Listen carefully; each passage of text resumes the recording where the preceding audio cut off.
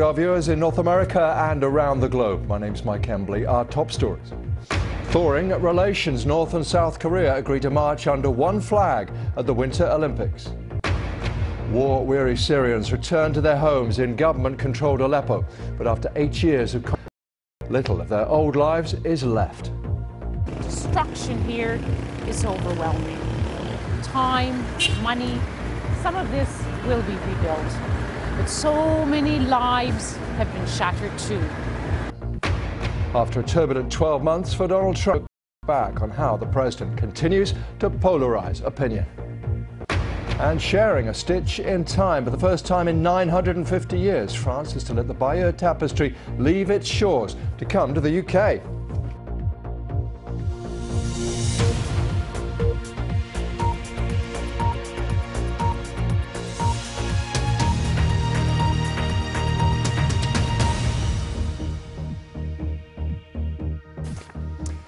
Hello. In what looks on the face of it like a radical departure from the recent threats and aggression, North and South Korea have agreed to march together under a single flag at the opening ceremony of next month's Winter Olympics. The two countries, still technically at war, will also field their first joint team for the women's ice hockey. They just held their first diplomatic talks in more than 2 years. But foreign ministers of some of the major world powers meeting in Canada are questioning the North's motives. Our correspondent Laura Baker is in Vancouver for the 20-nation talks. Laura, how's it looking from there? Well, the foreign leaders left, but they left just as the news broke that North Korea and South Korea had come to this agreement about marching under one flag for those Olympic Games and creating one women's hockey team. Now, these are small steps, but they are incredibly significant steps. Obviously, it's met with joy and hope in South Korea, but among the national community, there is some skepticism. They are worried about the motives of Kim Jong-un. Is he doing this to buy time for his nuclear program? Is this a propaganda stunt? They are pushing for it to be held to the letter of the law and to continue despite this breakthrough in diplomacy. Now, I sat down with the South Korean foreign minister just after the news broke about these talks, and I asked her exactly why did North Korea come to the table now? Was it the threat of military action from the United States? I think we understand North Korea as better than anybody, having dealt with North Korea for decades, having had series of discussions off and on. We've not had any significant engagement in the recent past, but this is an opportunity. You can have all kinds of theories of why are they here, but there is obviously calculations going on the part of the North Korean decision makers as to their actions. But I think in the end we have to make the most of it. As you were watching tensions ramp up, perhaps the tweets going on between Donald Trump and Kim Jong-un's response, as a country, were you watching, knowing you were on the front line and thinking, hang on a second, do my allies know that we could bear the brunt of this? Mm-hmm. Well, we watch, of course, we track every message coming from North Korea, coming from our ally very, very carefully. The daily management of the messaging is a big part of foreign policy. But again, we have to focus on the longer term.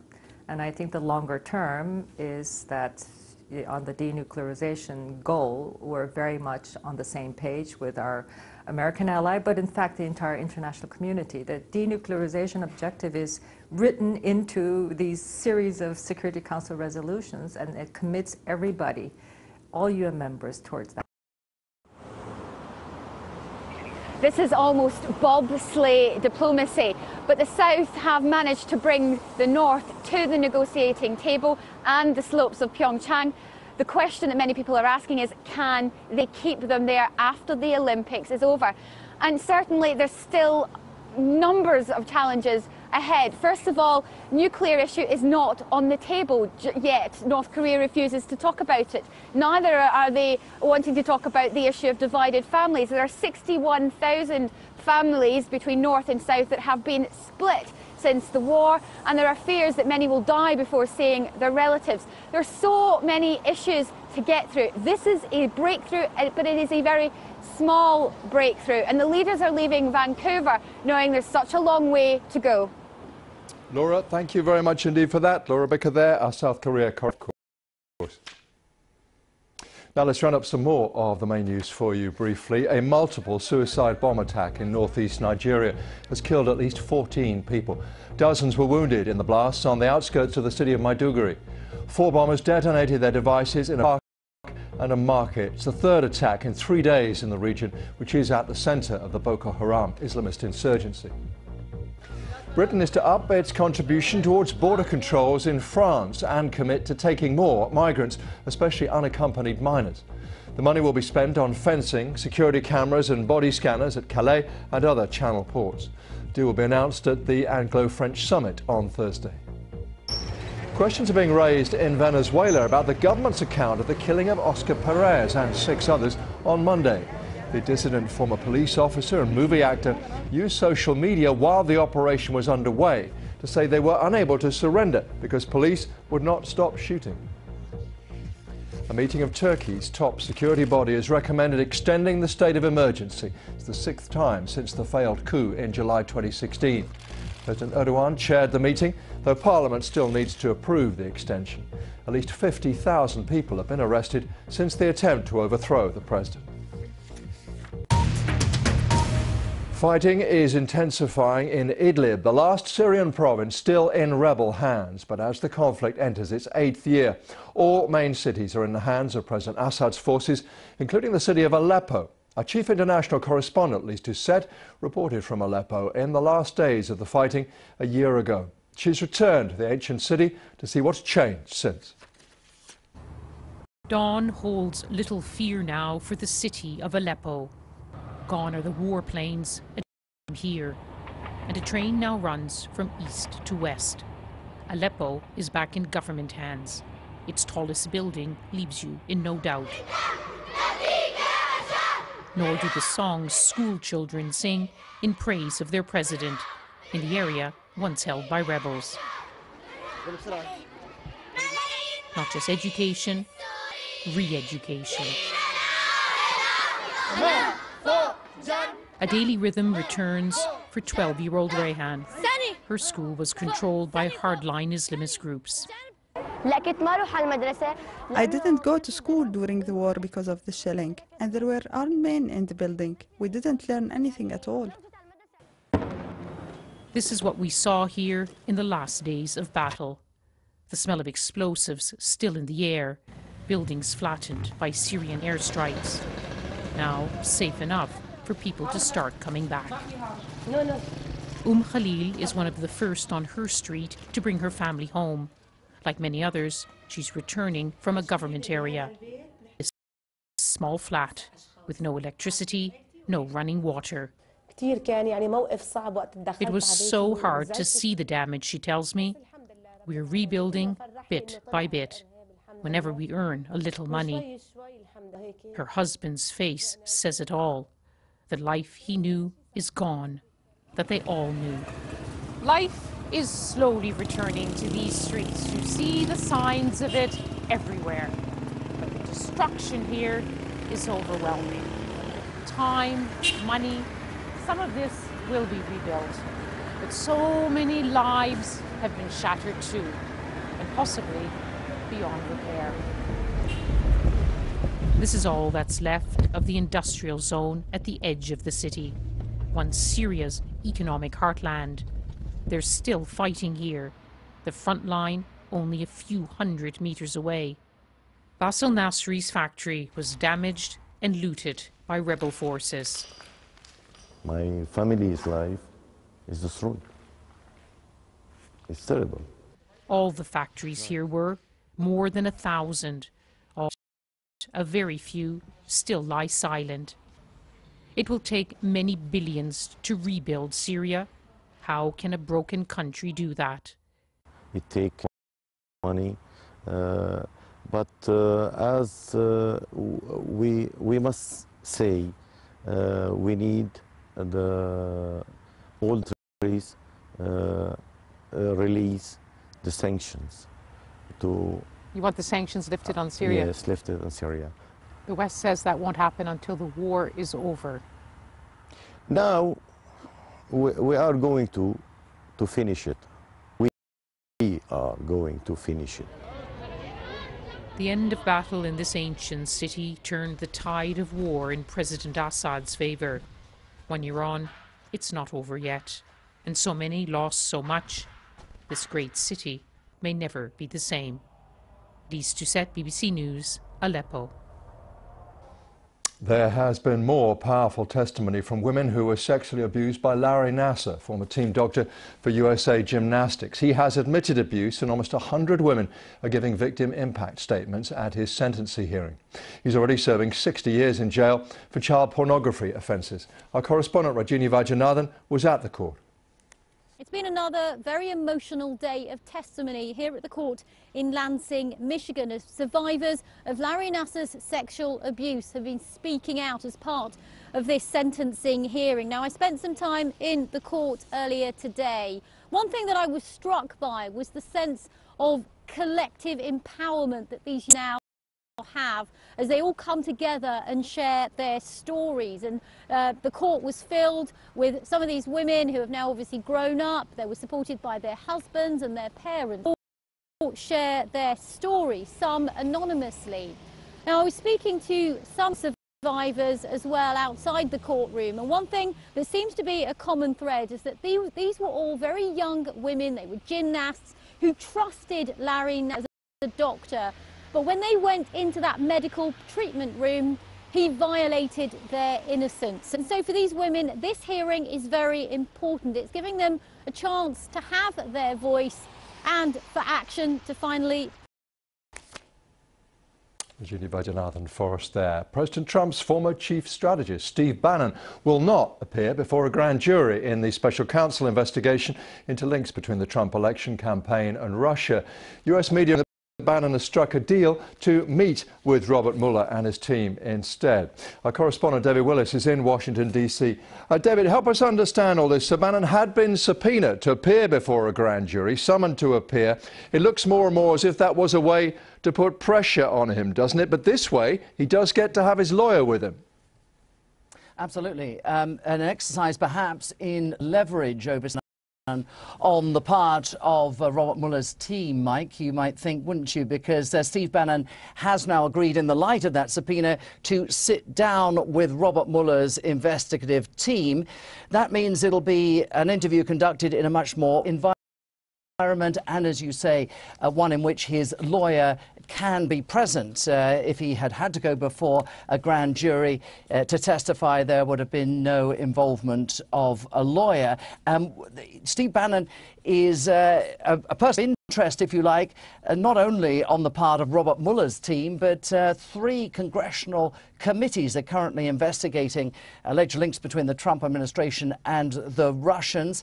And Steve Bannon might be out of the White House, but he's not going to be out of the public eye, it would seem, over the next few months. This was a man who was there during the transition, there in the early days of the Trump administration, and officials will be keen to know, I think, information he had, what conversations took place in the White House once it became public that the president's son, Jr. had sat down for a meeting with a Russian lawyer at Trump Tower in June of 2016, and whether there was any attempt, any communication between senior people at the White House to basically attempt to stymie into alleged Russian links, Mike. David, thanks so much for that. Many thanks to you for being with us. Stay with us if you can. Much more to come, including this, the historic Bayeux Tapestry, showing France's victory over the English in 1066. Could be heading to British shores.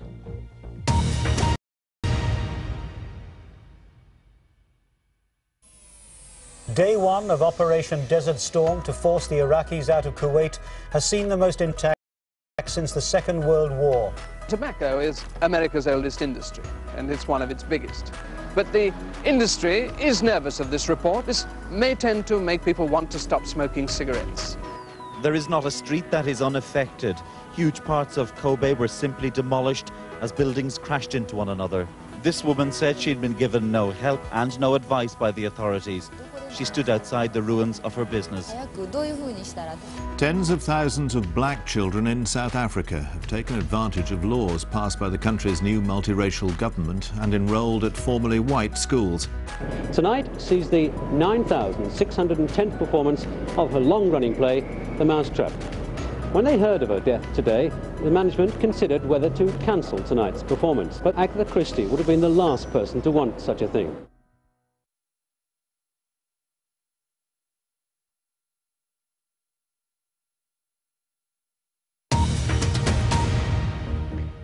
Latest headlines for you on BBC News. North and South Korea have agreed to march under the same flag at the Seoul Winter Olympics. At the same time, 20 countries are saying they want to step up pressure on Pyongyang. War-weary Syrians have started to return to their homes in government-controlled Aleppo a year after it was recaptured from rebel forces. This week marks the first anniversary of Donald Trump's inauguration. It's been a turbulent 12 months with repeated about what the president does and what the president says. In the first of two reports, our North America editor John Sopel analyses the wider impact of the Trump presidency on American politics and the economy. To some, it might sound like a warning alarm. To the president, this clanging is music. 150 off and on now. For all the noise and scandal since Donald Trump came to office, the Dow Jones is up roughly 30%. Every day seems to bring another eye-watering high. And just look at these happy faces.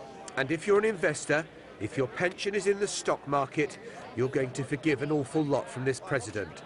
But what goes up must come down, no? Are you worried there is a bubble? I'm not worried that there's a bubble per se.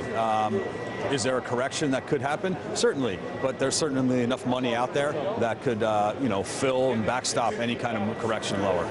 They say that success has many parents and that failure is an orphan. Well, on the success of the stock exchange, Donald Trump wants to be the only parent. Take that alongside the tax cuts that have been recently introduced, and there's a growing sense of optimism in the US economy. And what politician doesn't like that? But does this sentiment stretch beyond Wall Street in downtown Manhattan? Well, it seems to.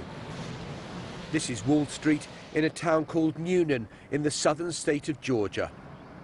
In November 2016, it voted overwhelmingly for Trump, and if there is buyer's remorse, it's hard to find here.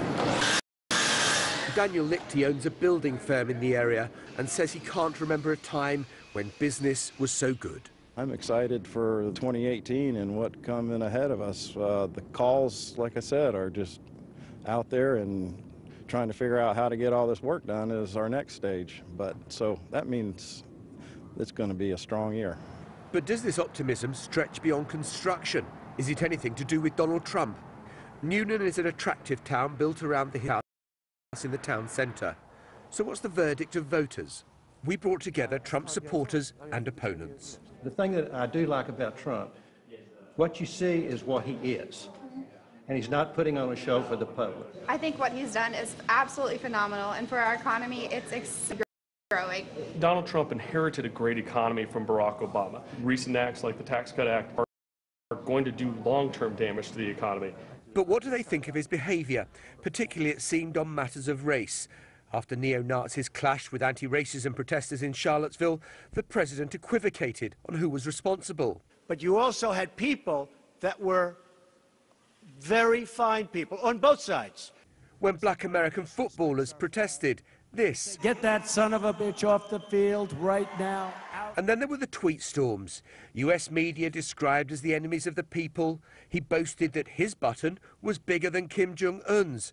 And of course declaring himself a very stable genius. I think he's a buffoon. Why? He has a grasp of world politics. He doesn't seem to have a full grasp of how government works. Even though he might be saying certain things that I may not like, he's putting America first, and that's what we need in America. The biggest threat to the president still lies in the Russia investigation and whether there was collusion with the Trump campaign. So is it fake news, as the president insists, or something more real? Oh, absolutely, it's real. As soon as he fired Director Comey, having the Russians in his office, there just seems to be something there that's not coming out yet. There has been no evidence that I've heard that there is collusion. What Donald Trump has done brilliantly is keep his base largely supportive, but he needs more than just a core. If he doesn't get the support of reluctant Republicans and independents in November, then it could all turn very ugly indeed for him, and the Trump agenda could ground to a halt. John Sopel, BBC News, Newnham, Georgia.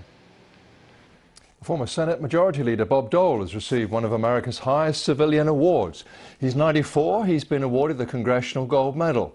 President Trump said the former presidential candidate was a patriot, a leader and a hero.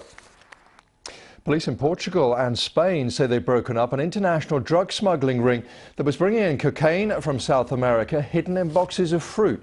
Authorities found more than 700 kilos of the drug in pineapples packed in shipping containers. 9 people have been arrested and hundreds of thousands of dollars worth of cash seized. Apple is saying it's going to pay about $38 billion in tax under recent changes in American tax rules. Looks likely to be the biggest payment made under the reforms that reduce tax on repatriated profits and lower corporate tax from 35% to 21%. The tech giant also plans to build a new campus and create 20,000 new jobs in the US. The Bayeux Tapestry, the medieval work of art which depicts the Norman conquest of England, is to leave France for the first time in almost 100 years, on loan for display in Britain. It's thought President Macron will confirm the offer when he meets the British Prime Minister on Thursday. Lucy Williamson reports from Bayeux. If anything puts current Anglo-French relations in context, it's this. The Bayeux Tapestry, almost 1,000 years old, telling the story of the Norman conquest and the victory of William at the Battle of Hastings. A very different kind of Anglo-French summit. Now the French president has given approval for the 50-metre Bayeux Tapestry to leave French territory for the first time. But moving something this big and this old is no simple matter. It's difficult to imagine all the protocol to put it in a case, in a showcase, and to put it in a train or like. No, we don't know. President Macron's gesture highlights France's deep ties and long history with Britain. Those cynics might say it also highlights a crucial French victory over its Anglo-Saxon neighbour. Art experts say it's a benign telling of the tale, with moments of comedy and artistic influences from both sides of the channel. Even if tests confirm the move is possible, it's unlikely to happen for several years. But there's a lot of excitement in British museums. The opportunity to get really close to the Bayeux Tapestry and explore it and look at it is what's fascinating to all of us who have studied the Bayeux Tapestry. The exact location of the tapestry's famous battle has long been in dispute. But in Hastings today, locals said the artwork should be displayed there. I think a lot of people in Hastings are quite proud of Hastings, and if it's returning to Hastings, even better. Because it, comes from Hastings. I mean, the Battle of Hastings and all the rest of it, yeah. Yeah, good tourist attraction. That battle happened here, and there's not enough displays of what happened in Hastings. So I think it should come here. Britain has twice requested the tapestry on loan, the first time for the Queen's coronation, but has always been refused. This initiative has the backing of President Macron, part of the cultural exchanges he promised in his election campaign. But the deep ties with Britain have often been tinged with rivalry, and one French official was joking today about whether Britain would find anything of similar merit to send them in return. Lucy Williamson, BBC News, Bayeux. A group of archaeologists discovered the 2 underwater caverns in eastern Mexico are in fact connected, creating what is thought is the biggest flooded cave on the planet. Divers spent months exploring a maze of subterranean waters in the Yucatan Peninsula. They found that one large cavern is actually connected to another, making a cave 350 kilometres long. That discovery near the beach resort of Tulum could shed new light on the ancient Mayan civilization before the Spanish conquest in the 16th century. Just finally, it's cute penguin slot. These ones were artificially incubated at an aquarium in Northeast China. They're twins born in November last year. Now they are big enough to move into a special kindergarten area. They're called chinstrap penguins because, of course, of those markings under their face. They eat as many as 2 dozen fish a day. They'll shed their fluff at about a month. They'll then receive swimming lessons and earn seniority. When they reach maturity, about 2 years' time, the male will be much bigger than the female. Just briefly, that main news again. North and South Korea have agreed to march under the same flag at next month's Winter Olympics in South Korea and to field, for the first time, a joint women's ice hockey team.